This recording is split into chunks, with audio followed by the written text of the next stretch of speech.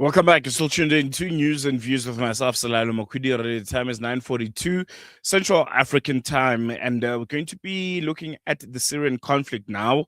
I think we can safely say it's in its 15th year, and it appears to have entered a new pivotal phase. After weeks of heavy fighting between government forces and the Kurdish-led Syrian Democratic Forces, Damascus and the SDF have announced a ceasefire and negotiated a deal following fierce clashes in northeastern Syria. Government troops have taken key cities and strategic infrastructure, including oil fields and dams, and the SDF has agreed to integrate some of his forces into state structures. But as these tensions remain and accusations of ceasefire violations and instability persist across the region, it will be very, very important to peel back the layers and try to get more insights on the current state of affairs of Syria. And to help us do that and unpack everything and anything that we need to know about what's currently happening in Syria and what it means for Syria's future, what it means for the civilians on the ground who have endured decades and decades of the Assad regime and the impact that it has had on the country. We're joined by Dr. Rahaf Aldoughli. She's a lecturer at the Middle East and North African Studies out at Lancaster University. Doc, thank you so much for joining us. Welcome to News and Views. Really appreciate you giving us the time this morning. Good morning. Thank you for having me. No, the pleasure's all ours, and I think we'll jump right into it. After intense clashes out in the northeastern part of Syria, it looks like the Syrian government and the Kurdish-led SDF have finally agreed to a ceasefire, and they've also struck a political deal that hands Damascus control over key provinces and infrastructure. What does this deal actually signify when it comes to the balance of power in Syria after years and years of fragmented authority? Well, I don't think the news have reached Salam media yet. There has been a break of the agreement. Mazloum Abdi met President al-Shara yesterday, and there has been so many disagreements on the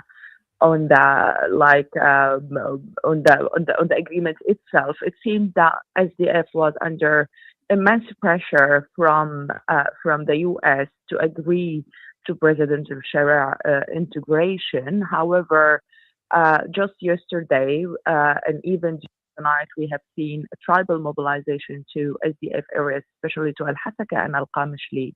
And we have seen as well, like Mazloum Abdi returning and announcing that he is not gonna implement the deal. So I don't think the deal is going forward till now. What we are seeing, there is quite more political fragmentations, ethnic ones. I'm thinking if the U.S. and the international community do not intervene now to implement the deal and focus on political integration and not only military integration, I think we are gonna relapse not only into an ethnic violence inside Syria, but that can transcend beyond Syrian borders to Iraq and to Turkey, because in the last 2 days we have seen Kurds in Turkey protesting, and that could endanger the Öcalan and Erdogan peace deal in Turkey itself. Thank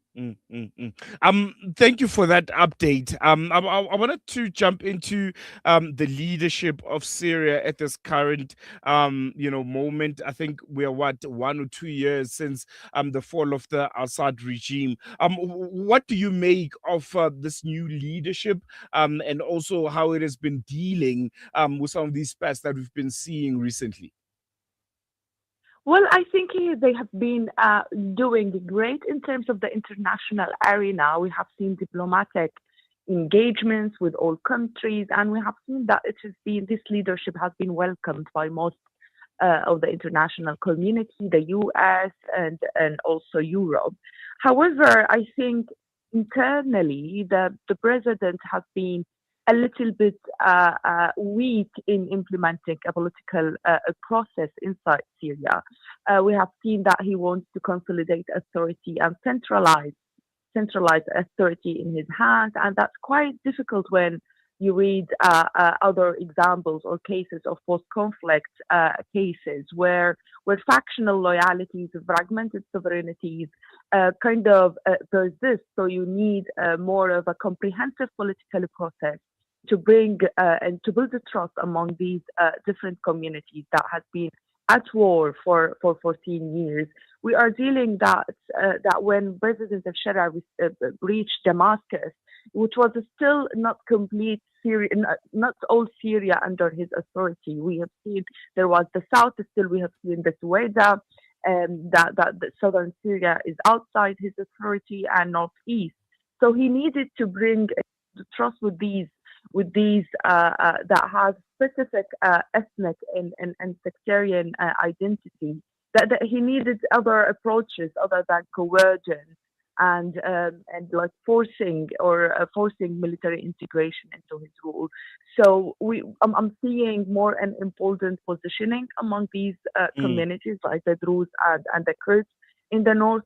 And I think the next few days will be quite fundamental for the future of Syria, not only what might happen in the transitional period, because now we are seeing this kind of it has not been easy question for SDF to integrate, and now it has reached a position where either they implement, where I do doubt they can implement the deal, because the deal said that SDF fighters would integrate individually, and there are more than 100,000 fighters.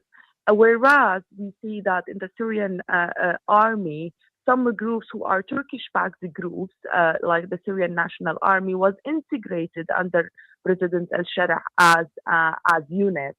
So this creates grievances and rivalry among these groups who has been fighting Assad for 14 years.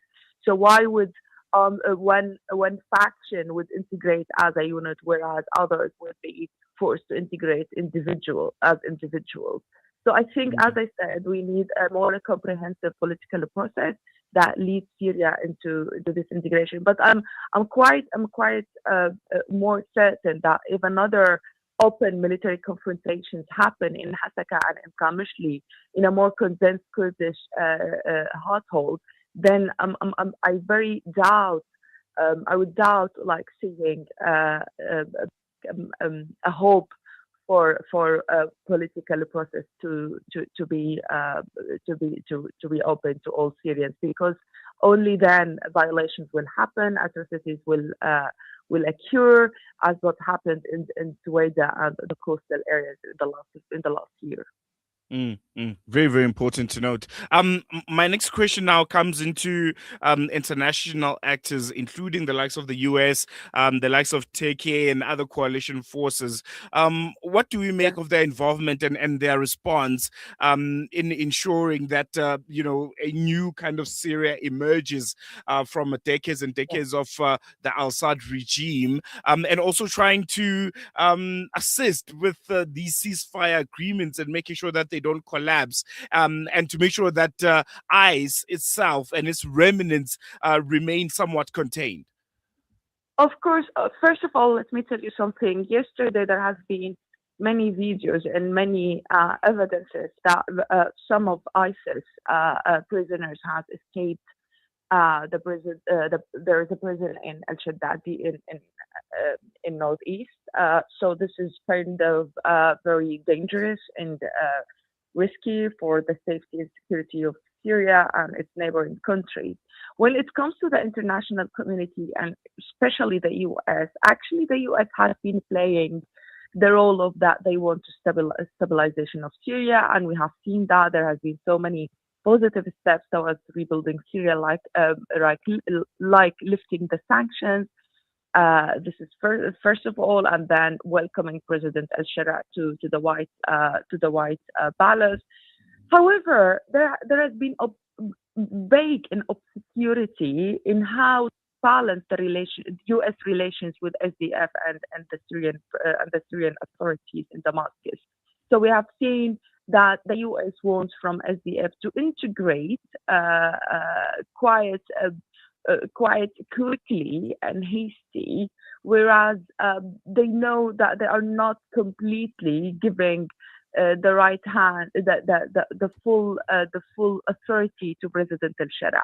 So they are dealing with two parties that would help them to combat ISIS in Syria. However, President al-Shara wants to position himself as the only trusted party to be allied with the US to fight ISIS. So there is rivalry, and I think the US has not been able to manage the rivalry between SDF and President al-Shara, and that's created some of the imbalances. And I also some of the Western countries have misread the agency of fighters on the ground. I am very, very quite critical of hierarchical security deals and bargaining deals that happens at the top between military leaders and not quite include civil society organizations, Syrians, and other technocratic kind of specialists and advisors on the ground. So as I said, I think this bargaining deals that stop and hierarchical will not might be successful in limiting the spread of violence, but it's short, not a long term that can build sustainable peace, but rather it seems that the Western community is only capable of just trying to put out the fires here and there for short term, but not the long term. If the Western community really needs to the stability of Syria for a long term, they need to implement and put in pressure for a full political process and social cohesion, and not only coercion, incorporation of military groups into the Syrian army. We are talking about the morale of these different armed groups are different. The culture of these different armed groups are different. There have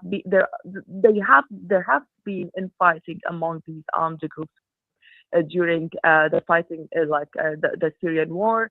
So it's not easy. So we need to build the trust. We need to include the civil society organizations, and we need the Syrian parliament to be implemented and established and finally announced to make sure that these deals are not only authoritarian or very hierarchical. Otherwise, we are just recreating Assad regime again, or the style of Assad authoritarianism. Doc, if you can allow me, I would like to just segue a bit from Syria, but still staying in the Middle East. Maybe just looking at, I think, what was a very interesting report coming out earlier this week. The fact that US President Donald Trump has essentially drafted this charter for a US-led board of peace. That's what he calls it, to oversee the Gaza ceasefire and reconstruction process. He invited world leaders, some of them very, very controversial figures looking at their history. And this new kind of board of peace looks and feels and is reported by others to potentially be a positioning that could rival the United Nations. How do you assess that?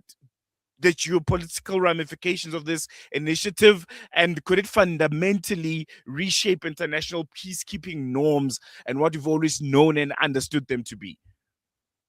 Well, definitely, we are in a completely new era where the liberal international kind of peace building has come to an end, and we see a new style emerging under Trump. I feel that the more Trump, like the US wants to have a full foot on the ground, and they want to sideline the Europeans and this will create further that we need a comprehensive, as I said, a comprehensive strategy towards how they approach the region or Gaza or even including Syria. And we haven't seen like kind of consensus among these these players of peace building, as we call it, that they have a certain or kind of consensus on strategy towards the region.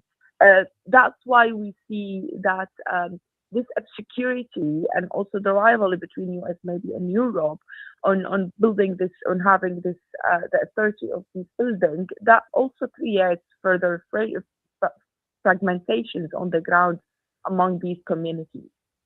Mm, mm, mm. How does the world now react to this new reality, as you've coined it, where multilateralism and the rule of law and the understanding of the importance of bodies like the United Nations are key? How should the rest of the world respond to it? This new Trump administration and all of its allies, and the direction where they look to take the world, with establishments like, this board of peace that we're seeing. Is there any counter response to it that you can suggest? Well, I think Europe should act, Britain should act, should have a much stronger position to protect and preserve the values of peace building. However, I don't see that any action or any counter to such strategy has emerged so far. I think we are in a very weakening position, and I haven't seen initiatives that counter that Trump administration strategy into the region. I'm going to leave on that note. Doc, thank you so much for joining us. Really, really appreciate you giving us your time, and hope we chat again soon. There you go, Thank you Dr. for having me. Rahaf Aldoughli, lecturer in Middle East and North African Studies out at Lancaster University. We're going to take a quick break. When we come back, well, we're not taking a break. Unfortunately, we have run out of time. I got a bit overexcited. Guess the show was so nice I didn't want it to end. But yeah, we've come to the end of today's edition of News and Views. Thank you so much for joining us and being a part of it. We'll be back with you again tomorrow for the Wednesday edition of the show. From myself, Salai Law, and the rest of the team, it's goodbye for now.